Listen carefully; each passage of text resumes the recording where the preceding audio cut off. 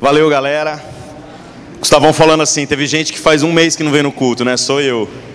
Eu não venho desde 15 de dezembro, que eu não pisei mais aqui. Acabou acontecendo um monte de coisa, eu viajei em dezembro. Aí esse ano eu pensei assim, esse ano eu vou começar bem zen, né? Eu vou pegar bem leve, vou marcar pouca coisa, porque esse ano eu preciso descansar um pouco minha cabeça, dedicar as coisas daqui, né? Aí eu viajei depois do Natal. E aí eu fui para Vitória. Vi a Mariana, tá viva, viu, gente? Tá bem. Fiquei na casa do Diniz, fiquei acampado no quintal lá. Na verdade, dessa vez eu não acampei, tem uma casinha na frente assim, aí eu fiquei alojado lá. E foi difícil, ao lado do canil, exatamente. Há 3 anos atrás, quando eu fui, ele tinha um filhotinho assim, ó. Agora o filhotinho, chamado Mistério. Cara, o Mistério é um monstro desse tamanho, assim, que a pata dele é do tamanho da minha mão. É um Rottweiler. E aí ele soltava à noite e eu não saía pra fora enquanto ele não prendia, né? Mas depois de um tempo a gente já estava se beijando e rolando mais intimidades, assim, né? O cachorro, né? E o que aconteceu? Aconteceu que depois eu voltei, essa semana eu já viajei, fui dar aula na Jocum em Campinas. E já estamos entrando naquela agenda louca de novo. E todas aquelas promessas que eu fiz para esse ano, começar bem leve, já foi tudo por água abaixo, né? Pelo menos a dieta ainda não foi por água abaixo, porque eu nem comecei ela ainda, né? Mas eu vou começar, vai dar certo. Ah, verdade, dia 25 agora de janeiro, é 25 e 26, né? Vai rolar encontro regional do Tribal Generation em Uberlândia. Vai ser lá na Centro-Oeste. Isso é sexta-noite e sábado o dia inteiro. De grátis. Quem quiser mais informações, nos procura no final, a gente passa detalhes. Mas aí o que acontece? Acontece que eu fui passar férias lá no Diniz e tentei fazer aquelas reflexões sobre como foi o ano passado e tal. E eu tinha achado que 2011 foi um ano muito difícil para mim, sabe? Muitos problemas dentro da minha cabeça, né? Acho que na época eu até compartilhei aqui que eu fui no médico e falou que eu tinha que tomar uns remédios, que eu estava com depressão, umas paradas esquisitas assim. Isso em 2011. Aí em 2012, eu tentei me esforçar ao máximo para sobreviver. Sabe assim, qual foi o grande feito de 2012 na minha vida? Eu sobrevivi. Eu não fiz nada. Eu tô falando o meu. O meu grande feito foi sobreviver, sabe? Então, tipo assim, eu passei por 2012 e aí no final do ano eu fiquei feliz, que eu falei assim, cara, eu tô vivo. E aí agora eu estava todo animado para a hora que 2013 começasse, eu pudesse voltar a sonhar com coisas grandes, coisas que Deus já tem colocado na nossa mão há muito tempo. E aí enquanto eu estava lá na casa do Diniz num dia, curtindo aquela preguiça, né? Pra você ter uma ideia, a casa do Diniz é assim, 1,5 quadras, 2 quadras da praia. E é uma praia deserta. Só morador vai lá. Se você levar R$5 lá, você vai voltar com R$5 para trás, porque não tem onde gastar. E aí tem outras praias com mais infraestrutura, mas como a gente é preguiçoso, a gente não foi nenhuma, a gente só ficou lá mesmo. E isso aí a pé, né, era muito bom. Aí eu tava lá curtindo preguiça na rede, depois de fazer esse ritual de ir lá, ficar fritando igual um camarão e depois voltar. E aí tô eu lá na rede assim, olhando pro nada, e aí eu peguei o celular e entrei no Twitter, né, porque o vício a gente tem que alimentar. E aí o que aconteceu? Eu tava lá no Twitter e eu escrevi assim, né? Sabe tudo que vem na sua cabeça você começa a escrever, né? Eu faço esse tipo de coisa.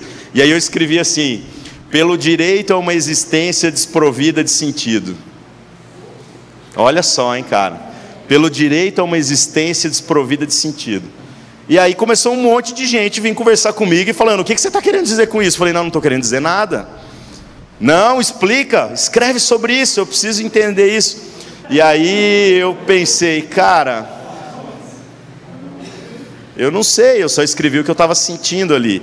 E aí eu voltei, e eu falei sobre isso lá no meu pequeno grupo, na quarta-feira.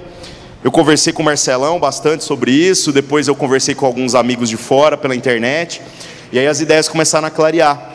E eu queria repartir com vocês um pouco sobre essa meditação, sobre aquilo que Deus colocou no meu coração, a respeito do como a gente deve compreender que algumas coisas na nossa vida não estão acontecendo porque a gente não entendeu que quando Cristo nos libertou, Ele nos libertou de tudo.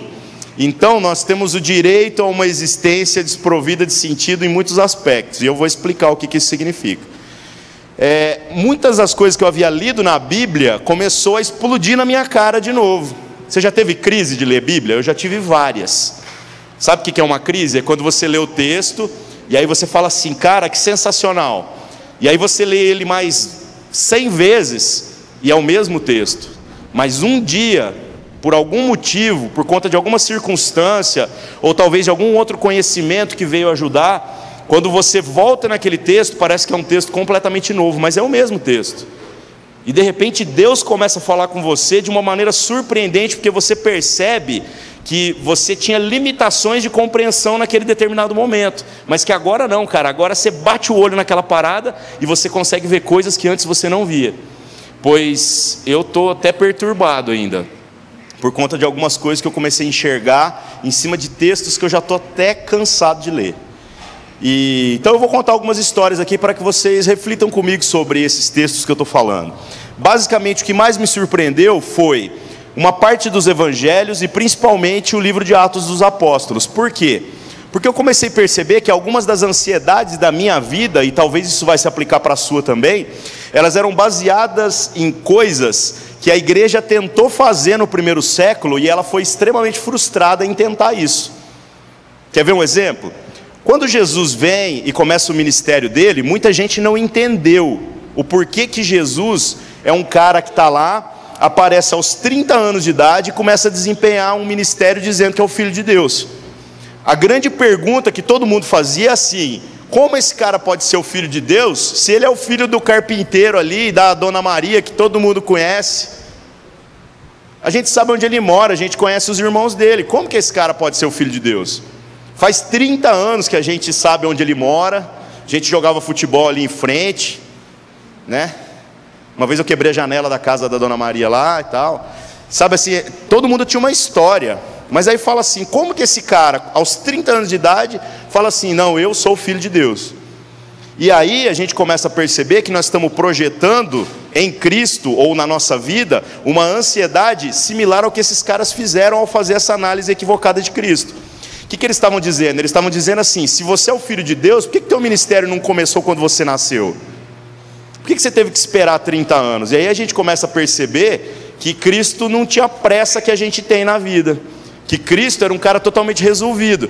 Quando ele fez lá 18 anos de idade, né, e foi lá, tirou carteira de motorista, não, ele não fez nada disso, mas quando ele tinha lá 18, 20, 25 anos de idade, eu tenho certeza que ele estava fisicamente muito mais preparado do que aos 30, porque quem já passou dos 30 aqui sabe do que eu estou falando. O teu auge não vai ser aos 30, o teu auge é aos 20, 25. Depois dali para frente, meu amigo, é só descida. Aí, sabe o que acontece? Você imagina Jesus aos 25, tendo que orar ao Pai e dizer assim, Pai, eu estou pronto. Não, ele não precisou fazer isso, porque ele sabia que havia um tempo certo. Então ele não teve essa crise, ele deixou rolar. E no tempo certo, as coisas de Deus aconteceram.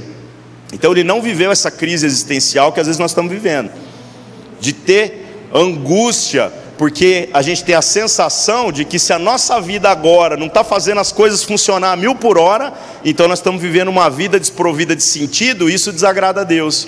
Mas Jesus não desagradava a Deus por ter uma vida desprovida do sentido missionário que seria o fim dele, de maneira alguma. Aí Cristo morre, vem, faz o ministério, tal, treina os discípulos. Eu adoro os discípulos de Jesus, porque eu acho eles os caras assim, mais horríveis que ele podia escolher. Me enche de esperança, porque eu falo assim, cara, se até aqueles caras conseguiram, talvez algum de nós consiga também, né? E para mim isso é motivo de alegria. E aí você vê Cristo fazer uma revolução através da vida daqueles caras. Quando você para analisar a igreja de Cristo, você fica também meio preocupado, porque parece que o nosso modelo de sucesso não se aplica para o ministério de Jesus. Porque a igreja de Jesus tinha só 12 membros. Teve uma hora lá que ele fez uns eventos, deu 70, deu 3.000, mas tinha pão. Tinha pão e peixe, né? Macfish total. Agora, fora quando ele fez ali um McDonald's improvisado para a galera, que é quando a gente faz aqui também enche, no resto do tempo, cara, não ficava ninguém. Inclusive, teve uma hora que ele chegou a ter 70, e ele ainda falou para os caras, falou assim: vocês não estão me seguindo porque vocês amam a Deus, vocês estão me seguindo porque eu fiz comida, cara. E aí vazou todo mundo, ficou só os 12, e ele ainda virou para os 12 e falou: vocês não querem ir embora também? Aí você fala assim: cara, esse Jesus está ficando louco, ele está mandando os discípulos tudo embora, né? E aí esses caras, movidos por uma consciência de quem eles eram, falaram assim: não, só o Senhor tem as palavras da vida eterna. Mas se você parar para analisar, o ministério de Jesus é um fracasso, segundo os parâmetros que nós temos hoje. Por quê? Porque, embora era o próprio Deus que pregava ali, tinha só 12 membros, e desviou um ainda. Quase 10% da igreja de Jesus desviou. Judas, né?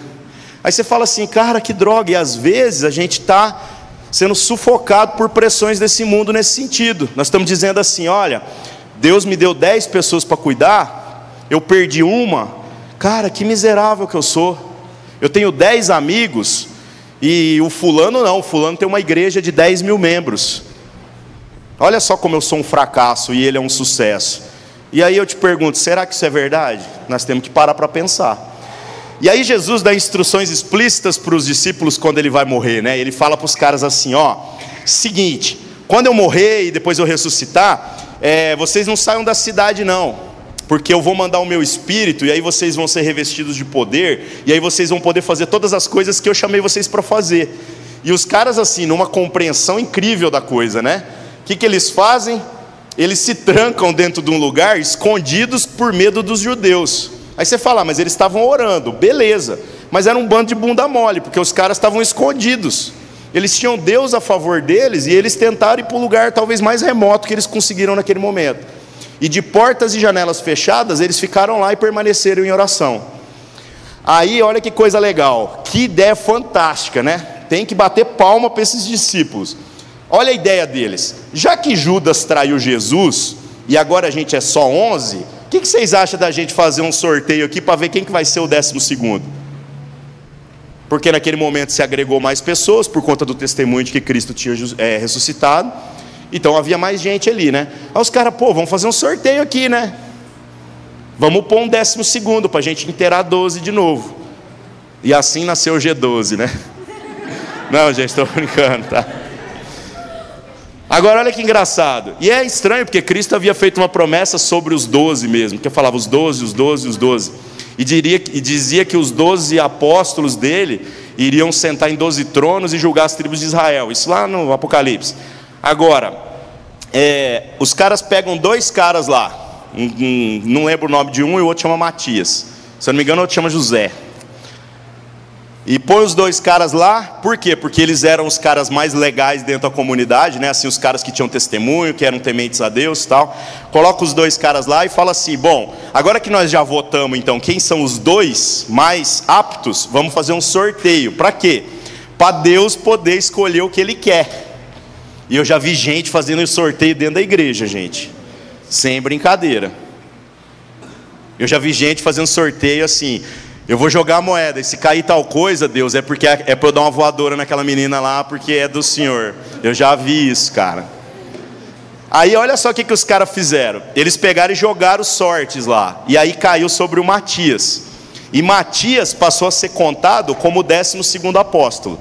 Depois disso, que está descrito lá no comecinho do livro de Atos, sabe quando mais você vai ver o nome de Matias na Bíblia inteira? Nunca mais. Aí você fala assim: ué, mas o que aconteceu então? Deu alguma coisa errada? Parece que sim. Embora os homens tinham uma obsessão por resolver o problema ali, e eles tinham uma obsessão por tentar ajudar Deus, escolhendo quem seria o 12º apóstolo, parece que o plano de Deus era um pouco diferente. E enquanto ele estava ali naquela angústia, pensando em escolher o cara, parece que Deus estava escolhendo outro cara. Outro cara. E mais na frente a gente percebe que isso acontece mesmo. Aí, né, cara, chega o dia do Pentecostes, que é o dia da festa lá de Pentecostes e tal. Tá toda aquela população lá. E aí você pergunta pro crente assim, né? O que é Pentecostes? Ah, é o dia que o Espírito Santo veio. Não, meu irmão. Isso é coincidência, entendeu? O Espírito Santo veio sobre os discípulos no dia de Pentecostes, mas o dia de Pentecostes já chamava Pentecostes antes de ter Espírito Santo. Então isso é coincidência. Aí tinha a festa de Pentecostes e estava a cidade lotada de gente. Nesse dia, olha que coincidência, né? Tipo assim, nossa, como que Deus acertou, né? Deus manda o seu Espírito. E aí diz que o Espírito via e arrebentava com as portas e com as janelas e tudo, e começou a inundar aqueles caras, e eles começavam a falar a respeito da glória e da grandeza de Deus, de maneira que nem eles compreendiam ainda. E aí a multidão que estava na cidade por conta da festa, começou a ficar maravilhada, e falou aquilo que qualquer um de nós fala quando se depara com um homem tendo uma experiência com o poder de Deus, que é, o que você fumou, né? Ou tipo, o que você bebeu? Porque eles falaram isso, eles falaram assim, esses caras estão bêbados essa hora do dia, né? E aí eles tiveram que explicar, não, a gente não está bêbado, é o Espírito Santo e tal. E olha que legal, mais uma vez, o plano dos caras era ficar trancado, com as portas fechadas, escondido com medo dos judeus. E o plano de Deus era um pouco diferente. Aí, olha que massa, a igreja começa, tudo vai indo bem, 3.000 almas convertidas num dia só, tudo está rolando, né? Sossegado. Passa um tempo, começa a ter perseguição forte contra a igreja. Perseguição forte. E o principal perseguidor da igreja, um dos caras que era assim, mais cruéis, era um safado chamado Saulo. E aí a igreja tem uma ideia sensacional, que eu entendo e que é natural naquele momento. Eles começam, obviamente, a orar, pedindo para que Deus guarde a vida deles, para que eles não tenham problema com a perseguição que eles estão enfrentando. E eu tenho certeza que deve ter tido muita gente que orou assim, Deus, mata esse Saulo, porque esse Saulo aí é um desgraçado, ele está atrapalhando a obra do Senhor. Aí como Deus tem um senso de humor incrível, o que Deus faz? Pega Saulo, derruba ele do cavalo, fala com ele pessoalmente e faz ele ser o 12º apóstolo. Rapaz, aí você lê no livro de Atos que quando eles trazem ele para junto dos cristãos, a galera desconfiava e falava assim, não, esse aí perseguia a igreja, como que ele pode ser crente agora? Ou eu entendo a desconfiança desse povo, porque tinha todos os motivos para não acreditar naquele cara. E aí, cara, olha só, mais uma vez, o plano dos homens, a certeza que os homens tinham, caiu por água abaixo. E aí passa mais um tempo, Saulo, que vira agora Paulo, aprende tudo que ele podia aprender ali naquele momento, leva quase 8 anos para ele sair, de fato, pregar. Esse tempo, às vezes, você não vai encontrar na Escritura, mas isso é o que os estudiosos dizem. E aí ele começa a ser um dos maiores pregadores do seu tempo. E aí sabe o que acontece? Ele tem uma treta com Pedro. Eu imagino Pedro, que está lá desde o tempo que ele conversava com Jesus pessoalmente, ter que virar para Paulo e falar assim, ô mané, você entrou agora no ônibus e já quer sentar na janela, né? Porque tipo assim, quem é você para chegar aqui e querer me ensinar? E na verdade era incrível, porque Paulo tinha uma sabedoria da parte de Deus, que mesmo Pedro muitas vezes discordando da aplicação, ele não discordava do conteúdo, porque ele via que o Espírito Santo também estava sobre a vida de Paulo. E aí o que aconteceu? Eles tiveram uma pequena divergência ali, né? Pedro dizia assim, não, nós temos que evangelizar todos os judeus primeiro, porque eles receberam a promessa, nós recebemos a promessa, então vamos evangelizar todo mundo aqui, e depois a gente vai levando o evangelho. Agora Paulo tinha uma visão um pouco diferente. Paulo falou assim, não, vamos evangelizar os gentios, né, os ímpios, os caras que moram longe, porque é importante também, eles também vão receber dessa salvação da mesma maneira que nós. Aí como não houve acordo naquele momento, olha que legal, deu tudo errado de novo, né? Os homens não conseguiram decidir qual que era o caminho certo. E aí o que aconteceu? Foi cada um para um lado. Aliás, a maior parte ainda ficou com Pedro, porque era a igreja mãe, né, lá em Jerusalém, todo mundo pondo as paradas no pé dos apóstolos, tudo dando certo. Aí o que aconteceu? A igreja que Paulo começa a trabalhar se torna exatamente o grupo base da igreja que faz com que o evangelho chegue a todo o ocidente do planeta. Olha que coisa legal. Daquela divergência, daquela discussão, daquele problema, surgiu a oportunidade que Deus usou para que o evangelho se propagasse. E aí depois é legal, porque tem uns versículos que as galera usa para tirar dízimo, que está lá em 1 Coríntios, se eu não me engano, ou 2, eu sei que é no capítulo 9, que fala sobre assim, aquele que semeia, ele colhe, e aquele que dá, dê com alegria, e não por obrigação. Olha que texto legal, né? E um monte de gente lê esse bagulho na palavra de dízimo e às vezes não explica o contexto, acaba ficando até meio herético, né? Porque está dizendo assim, enfia aqui semente porque Deus vai multiplicar, e não é isso que está dizendo ali. Aquele texto foi escrito quando Paulo estava fazendo uma coleta, e a coleta é porque é o seguinte, os irmãos que ficaram lá em Jerusalém estavam passando fome, porque aquela igreja onde todo mundo punha as paradas no pés dos apóstolos, ela estava passando necessidade. Você fala assim, por quê? Cara, imagina uma igreja que tem 12 membros, aí do dia para a noite ela pula para 3.000, que é o que aconteceu lá no começo do livro de Atos. Então agora tem 3.012. Aí todo mundo vende tudo que tem e coloca aos pés dos apóstolos e fica o tempo inteiro lá só ouvindo palavra. E aí eu te pergunto, quem vai trabalhar? Aí passa alguns anos, vem uma fome sobre Jerusalém fortíssima. E como essa igreja tem uma consciência missionária forte, o que ela faz? Reparte tudo que tem. Aí ela repartiu tudo, e o que aconteceu? Acabou. E aí os caras passaram a passar fome. Eles passaram fome. E aí Paulo faz uma coleta lá em Corinto e fala assim, galera, vamos levantar umas ofertas para alimentar os irmãos lá em Jerusalém. E aí você fala, que coisa absurda. Mas desse acontecimento, Deus provê então uma reconciliação total entre os caras que estavam trabalhando com os ímpios, os gentios, daqueles que estavam trabalhando com os judeus. Então, se embora o coração do homem fez muitos planos para decidir como que a coisa ia acontecer, parece que Deus tinha outro caminho.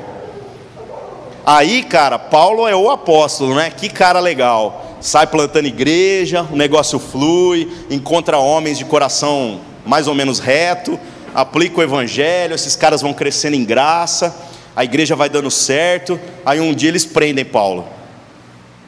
E aí eu tenho certeza que muita gente deve ter dito assim, cara, onde estava Deus na hora que Paulo foi preso? E na hora que Paulo vai ser preso, eles resolvem, porque ele havia abandonado até a função dele de perseguir os cristãos, né? O que acontece? Eles falam assim, vamos arrebentar com esse cara. Aí para fugir da condenação dos judeus, olha a ideia fantástica que ele tem. Eu vou usar o meu passaporte romano. Eu tenho cidadania romana, que é a mesma coisa que você dizer que você é dos Estados Unidos hoje, né? Entendeu? Ninguém quer problema com você, porque você mata um americano no solo brasileiro, vem o mundo inteiro em cima. Então era mais ou menos a mesma coisa. O que aconteceu? Ele achou que estava fazendo algo muito inteligente, né? E falou assim, não, vocês não podem me prender. Ele nem esperou para ver como é que ia desenrolar. Para aliviar a situação dele, ele falou, não, eu sou romano, eu tenho cidadania romana. Aí os caras ficaram preocupados. Eu acho que pela cabeça de Paulo talvez tenha passado assim, aqui tem tribunal romano. Porque na verdade todo Israel ali estava debaixo do Império Romano. Então haviam dois governos, o governo religioso por parte dos judeus e o governo político por parte dos romanos. Então não havia necessidade de você pegar o cara e levar ele para Roma, podia resolver o problema ali mesmo. E como o Paulo era um cara influente, eu tenho certeza que talvez ele deva ter pensado assim, eu até sei quem que é o cara, né? Quem são os juízes aqui. Mas aí Deus faz a coisa mais legal do mundo e frustra totalmente os planos de Paulo e faz com que ele seja enviado a um tribunal em Roma. Eu não faço nem ideia o que passou pela cabeça dele quando ele estava trancado dentro da cadeia esperando para ser transferido. O caminho é uma bênção, né? No caminho o que acontece? O navio afunda. Aí você fala assim, cara, mas tudo está dando errado. Exatamente, tudo está dando errado. E aí ele praticamente assim, ele fica solto, né? Aí chega uma hora que os caras falam, vamos matar. Antes de afundar o navio, todo mundo fala assim, vamos matar os presos para não fugir ninguém. E Paulo ainda, instruído por Deus, usa da oportunidade para dizer assim, olha, não vai morrer ninguém, vai salvar todo mundo. E aí o que acontece? Salva todo mundo, vai todo mundo para essa ilha, e os perseguidores, todo mundo que estava ali, quem aproveitou, fugiu. Bom, aí o que acontece? Agora está dando tudo certo, né? Tá os caras lá sentados, alegre e feliz, fazendo um churrasco na beira da praia. De repente vê uma cobra, pula na mão de Paulo e morde ele. E uma cobra mortífera, daquelas assim, picou, acabou. Igual os ninjas quando pega aqui assim nas pessoas, sabe? Mortífero, né? Aí, todos os caras da ilha falaram assim, morreu. E aí Paulo faz assim com a cobra e não morreu. Porque daquela circunstância, Deus usa aquilo tudo para mostrar o poder dele, e ele é curado instantaneamente, ele não tem nada. E ele ainda evangeliza o cara que era autoridade lá dentro daquela ilha. E aí sabe o que Paulo faz? Ele tinha toda a chance de fugir, porque os caras que estavam atrás dele ali já não estavam nem aí mais para ele. Afinal o navio afundou, cara, perderam tudo. Mas aí ele fala assim, não, eu não estava indo para Roma, então eu vou para Roma. E aí Paulo vai para Roma pelas próprias pernas praticamente. E quando ele chega em Roma, ele se apresenta no tribunal, e sabe o que acontece? Porque ele pensa assim: Deus me trouxe para um tribunal romano, para na hora que eu chegar lá, eu ser testemunha diante de todas as autoridades, né? Quando ele chegou no tribunal, não tinha acusação nenhuma contra ele, porque o navio também carregava as acusações, e o bagulho foi tudo por água abaixo. E mais uma vez o desígnio humano foi frustrado. E aí Paulo começa a ensinar o evangelho dentro daquela realidade. Obviamente depois ele foi preso mesmo, e depois ele morreu na cadeia, e tudo deu errado na vida dele até o final, e graças a tudo que deu errado o evangelho chegou até nós. Aí você fala assim: cara, mas é fracasso em cima de fracasso? É. O que eu quero dizer com uma vida desprovida de sentido é a gente parar de querer ajudar a Deus, é a gente parar de ficar achando que a programação da igreja vai determinar se a nossa vida vai ser uma vida íntegra e cheia de Deus ou não. Porque vou falar uma coisa para vocês: Cristo libertou todo mundo aqui da lei. Ninguém aqui está debaixo da lei mais. Nós estamos vivendo debaixo da graça. E graça é consciência daquilo que você faz. Não é não fazer porque é proibido. Eu não mato porque está escrito não matarás. Pelo amor de Deus, irmão, isso aí já passou. Você não mata porque você tem consciência do porquê que você não deve fazer isso. Não é por causa de uma palavra, é por causa de uma consciência transformada. E aí sabe o que acontece? Às vezes a gente está procurando na igreja uma nova lei. E sabe como que essa nova lei se manifesta? Quando a gente vem aqui e fala assim: traga o seu dízimo e a sua oferta. Então você tem que dar o seu dízimo e a sua oferta, você tem que entender o porquê que você está fazendo. E nós vamos continuar falando de dízimo e oferta, porque está na palavra, é princípio e é isso mesmo. Mas se você está vindo porque alguém está assoviando musiquinha, ou porque tem alguém pedindo, você está fazendo tudo errado. Você está vivendo exatamente na lei que havia antes. E se a gente como igreja começar a colocar a lei para que você viva na nova lei, a gente na verdade não está te libertando como o evangelho de Cristo deveria libertar. Então, gente, acampamento muitas vezes tem se tornado lei na vida do cristão, porque a gente põe pressão para você ir para lá, você ter um encontro com Deus. E a gente tem que entender que a gente tem que voluntariamente querer acampamento e estar lá porque desejar a presença de Deus de uma maneira especial num momento conjunto, porque senão a gente inverte a lógica da coisa. A gente não vai ter tempo de dízimos e ofertas para te constranger a dar dinheiro. A gente vai ter tempo porque tem gente que entendeu que quer contribuir financeiramente com a obra de Deus, e a gente precisa do tempo para que essas pessoas ofertem. Nós não vamos dizer para você faz isso ou faz aquilo. Nós não vamos falar nada. E você vai buscar compreender o que você deve fazer e o que você não deve. E se você ainda acha que não tem maturidade para isso, antes que alguém diga para você: você tem que fazer isso, você vai procurar um cristão mais maduro que você e dizer assim: me ajuda, cara, porque eu quero aprender a fazer escolhas certas por minha própria conta. O que eu estou dizendo é que uma vida desprovida de sentido é uma vida desprovida de regra, de lei, de alguém dizendo assim: pula, e aí você pula, louva, e aí você louva. Tudo isso que disseram para nós que fazia sentido, não faz sentido algum. Mas o que faz sentido é uma mente transformada pelo Evangelho de Cristo. Porque aí sabe o que acontece? O dia que não tiver culto, você continua adorando a Deus. O dia que tiver 2 ou 3 com a consciência do porquê louva a Deus, em qualquer lugar eles louvam a Deus. Você joga um cristão desse naipe no meio de uma ilha com 1000 pessoas que nunca nem ouviram falar de Jesus, esse cara é capaz de fazer uma revolução. E ele não é aquela afobação de eu tenho que ir lá pregar para os caras. Não é isso, é que você não sabe fazer outra coisa. Você está tão infectado de Deus que você não sabe repartir outra coisa. É gente que entende que nós não estamos com um plano de domínio do mundo. Nós plantamos igreja, sabe por quê? Porque tem que alcançar as pessoas. Gente, isso talvez seja só um pedaço da missão. Nós plantamos igrejas também porque Deus está levantando aqui no meio de vocês gente que entendeu que quer fazer parte das coisas. E aí sabe o que nós entendemos então? Que nós temos que criar espaço para todo mundo trabalhar. E às vezes tem gente que fala assim: então você está abrindo lá no shopping park para a gente pegar uns orelha e mandar lá para trabalhar? Não. Nós estamos começando às vezes um trabalho novo para poder mandar o que a gente tem de melhor para os orelha ficar aqui. E é sério. Aí tem gente que fala assim: cara, mas quando que eu vou pregar no manifesto? Irmão, se você quiser pregar a partir do domingo que vem, eu entrego o microfone. Se nós vamos começar a brigar por causa de escala, eu passo minha vez toda vez. A grande questão é, nós queremos pregar por quê? Porque a gente está cheio de Deus ou porque a gente está vivendo debaixo de uma lei, onde tem um mané aqui com o microfone na mão falando e um monte de gente ouvindo, para ver se aproveita alguma coisa ao longo da semana? E o dia que não tiver culto? E o dia que não tiver prédio? E o dia que não tiver nada? Você foi liberto pelo Evangelho de Cristo mesmo? A sua vida, mesmo desprovida de um sentido dado por outra pessoa, ela continua servindo a Deus? Aí, meu amigo, você pode trabalhar com o que você quiser. O que você fizer vai servir a Deus. Qualquer coisa. Você pode estar na igreja que você quiser, pode ser uma porcaria de igreja. Se pelo menos o que falar não for besteira, você já levanta a mão para o céu e glorifica. Você não vai ter que marcar evangelismo. Toda vez que você sair para a rua é evangelismo, porque se tiver alguém que esbarrou com você, coitado do cara. Você não vai precisar de panfleto, porque vai estar na sua cara, impresso. Você está entendendo? E eu não estou falando de, vai lá, chama as pessoas. Não é isso, cara. Não é isso, é viva com as pessoas, entenda as pessoas, chore, sofra. Faz isso, vamos jogar bola, vamos, porque no grupo de segunda, né, futebol. Aí, todo lugar que eu conto que a gente tem um pequeno grupo de futebol, todo mundo pergunta assim, aí vocês fazem uma pausa e ora?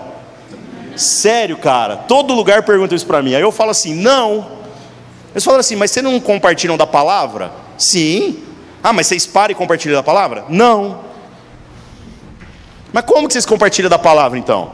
Quando o PV dá uma voadora no pescoço do cara assim com a perna, não, um exemplo. Ele vem dar um carrinho assim na altura do pescoço e o cara cai, quebra 3 costelas. Ali o ensino se manifesta, porque aí o PV vem e fala assim, irmão, desculpa. E o pior, o irmão ainda fala, desculpa. Foi nada não. Levanta tudo torto assim. Não foi nada. E aí, todo mundo que está lá fala assim, o que é isso, cara? Porque todo mundo sabe que futebol de crente é uma desgraça. A gente não sabe perder, porque somos mais que vencedores. Que desgraça. Mas ali, nós não temos essa crise, porque lá a gente não está lá pelo placar. É lógico que a gente quer ganhar de qualquer jeito. Mas quantas vezes, gente, a gente perdeu o gol feito para tentar fazer o mais bonito? Eu fiz isso, cara. Eu e o goleiro, assim, era o Cássio, aliás. Era eu cortar e chutar. Sabe o que eu fiz? Dei aquele toquinho assim, ó. E ele catou. E aí todo mundo riu. Mas todo mundo falou assim, você fez certo, você tentou o mais bonito. Porque nós estamos juntos, gente, para tentar viver o mais bonito de Deus. E não para tentar, às vezes, resolver o problema com pressa a qualquer custo, a qualquer preço. Não é isso, gente. Então pense nisso. Se a sua vida está cheia de sentido, você já tem toda a sua vida traçada, começa a deixar Deus agir. Aprende o valor do hoje. Come, bebe, saboreia o que Deus colocou na tua mesa. Você está entendendo? Pega o copo, cara, e valoriza o que tem dentro desse copo. Valoriza as amizades que Deus te deu. Valoriza o tempo que a gente está aqui hoje, porque a gente não sabe se amanhã nós vamos ter ele de novo. E eu não estou falando que você vai morrer. Estou falando que às vezes esse prédio aqui não vai ter mais. Às vezes alguns amigos que estão aqui não vão estar mais, por uma série de circunstâncias. Então que você valorize essas coisas. Viva uma vida que mesmo desprovida de sentido, é uma vida totalmente rendida a Cristo. Para que Deus possa falar com você, para que o Espírito Santo possa mover através de você. E aí, meu irmão, aí nós estamos resolvidos. Aí nós vamos contaminar o mundo com o que a gente tem de mais precioso, que é uma palavra que liberta, e não uma palavra que prende gente a culto, a liturgia e a uma série de outras coisas. Gente, na boa, eu gosto do culto, eu gosto de estar junto, mas se você não estiver aqui pela plena convicção do quanto que isso te faz bem, a gente tem que rever se você realmente tem que participar. Porque nós não estamos querendo, como igreja, botar mais um fardo nas suas costas. Não é essa a intenção. Nós queremos tirar o fardo das suas costas, para você poder viver uma vida mais fluida, mais tranquila, mais fácil. E vou te falar um negócio. Muita gente, quando te vê vivendo uma vida desprovida de sentido, mas com a plena convicção de que Deus está no controle, essas pessoas vão parar, olhar para você e falar assim, cara, eu não sei onde é que você está indo, mas eu vou com você. Elas vão largar tudo que elas estiver fazendo para andar junto com você. E esse é o melhor evangelismo que você pode fazer. Amém? Então vamos orar. Coloca a sua vida diante de Deus.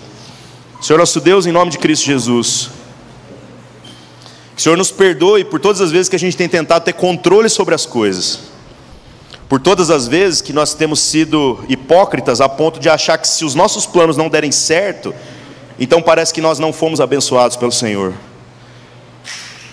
Nos dá a compreensão de que o Teu Evangelho nos libertou e que agora a gente não precisa carregar mais fardo algum, e que o fardo que o Senhor reparte conosco para que a gente possa chegar até a linha de chegada é aquele que o próprio Senhor Jesus Cristo disse que era leve e suave. Nos ensina como igreja, Senhor Deus, a promover a vida dos nossos irmãos, a facilitar a vida uns dos outros, a fazer com que a gente perca as obrigações e volte a viver as coisas por alegria e por uma disposição assim sincera. Em nome de Jesus, Pai, obrigado pela Tua palavra que nos libertou. Obrigado pelo Teu Evangelho, que trouxe uma consciência de liberdade que nada nesse mundo pode fazer. Que a gente não venda essa liberdade, Senhor Deus, por resultado algum. Se a gente tiver que escolher entre ficar congregado aqui, sendo poucas pessoas, ou ter que vender essa liberdade para alcançar 1.000, 10.000 pessoas, que a gente nem vacile, Senhor Deus. Que a gente possa escolher o pequeno, a gente possa escolher o menor, sabendo que o melhor do Senhor é a qualidade, Pai, e não a quantidade. Em nome de Cristo Jesus. Amém. Amém.